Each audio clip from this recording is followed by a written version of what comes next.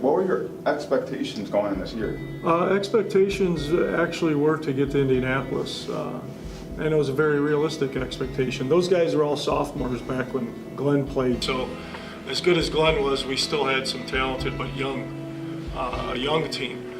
But going into their senior year, we really thought we had a chance to play in Indianapolis. We knew that there'd be some very good and comparable teams along the way, but it wasn't an unrealistic expectation. Well, I think it was just a unique, special group that, first of all of our seniors were on the honor roll.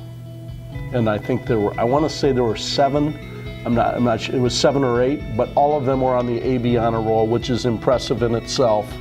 And the other thing that kind of stood out to me is, sometimes during the year you have bad practices. I can remember like 2 or 3 times us having a bad practice.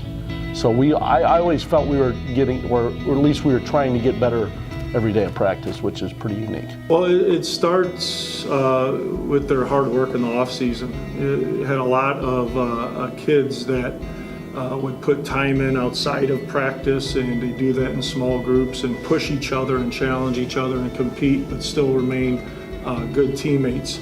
That was there on a consistent basis in and out of season. And then during the season, it really wasn't about anybody's individual stats. Basketball can be a pretty tough sport if a player or two on the floor's number one priority is their stats.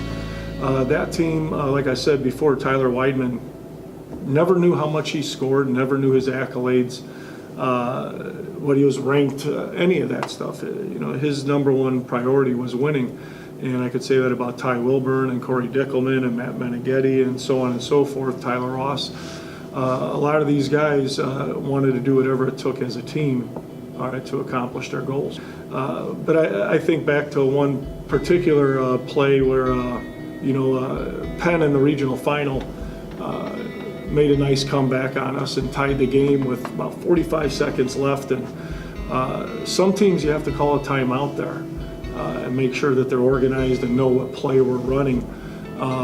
But the ball in Ty Wilburn's hands as a senior, everybody on the floor knew what our go-to play was in that situation. I think when Cat Weidman tipped the ball in against Penn, I think the reality was there.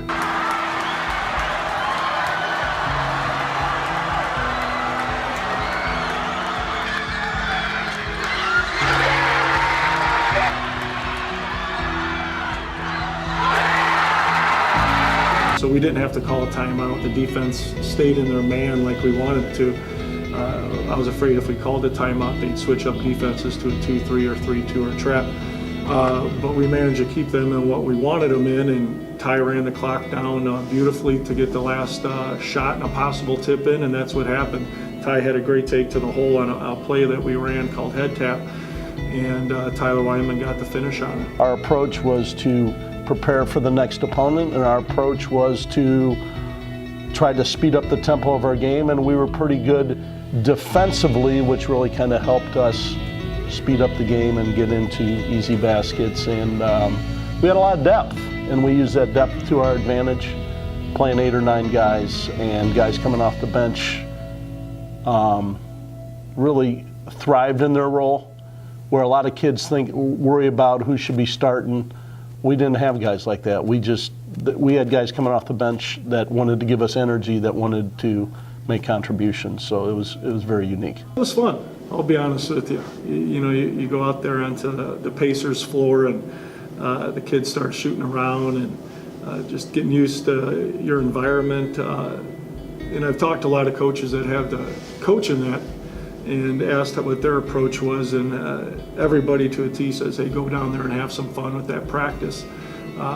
We had other practices like at Carmel High School that was more of our X's and O's stuff that we do at the high school, but when you go to the Pacers place and you're there for an hour, you're just getting shots up and having some fun with the kids and enjoying the memory. I can't remember verbatim what was said, but the gist of it was, this isn't going to be easy. It's probably going to be the hardest thing that you ever had to do basketball-wise, but there's we can still get back into this game. Let's just chip away at it, and the kids just did just that. I got to be honest with you, I have never watched the game, so I can't, break down things, and I know the kids played their heart out, but like I said, I've never watched the game, so it's really hard for me to tell you exactly what transpired in that second half. Well, I think all of us were very grateful for the run and the opportunity to play. You always want to win your last game. That's the goal of every team that plays in the tournament, and we got the second furthest out of everybody in 4A. I mean, I think we were just, obviously we all wanted to win that game. That was our common goal.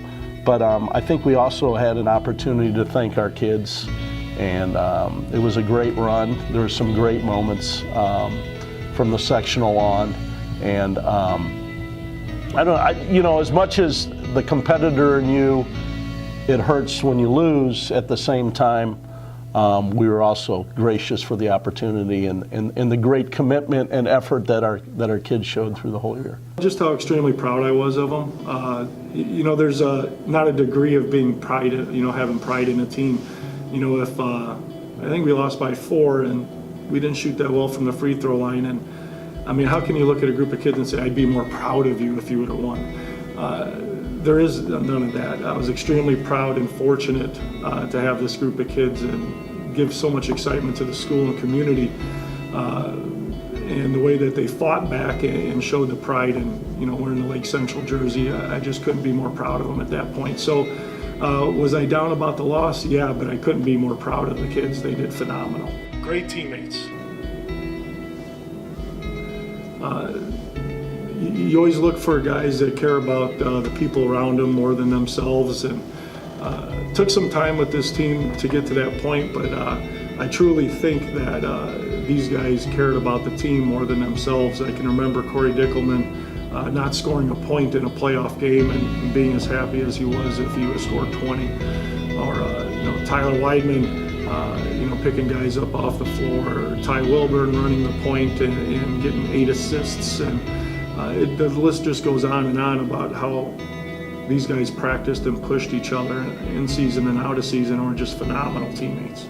Thank you for giving everything that they had and just the opportunity to coach them. I was very fortunate to be in that position, and there's a lot of talented teams in the state. I mean, you look at that team, and that team was very talented, but you could probably find 12 teams in the state right now that are as talented, and 10 of them are struggling because they just don't get it. That team got it, and I was very fortunate to be part of it.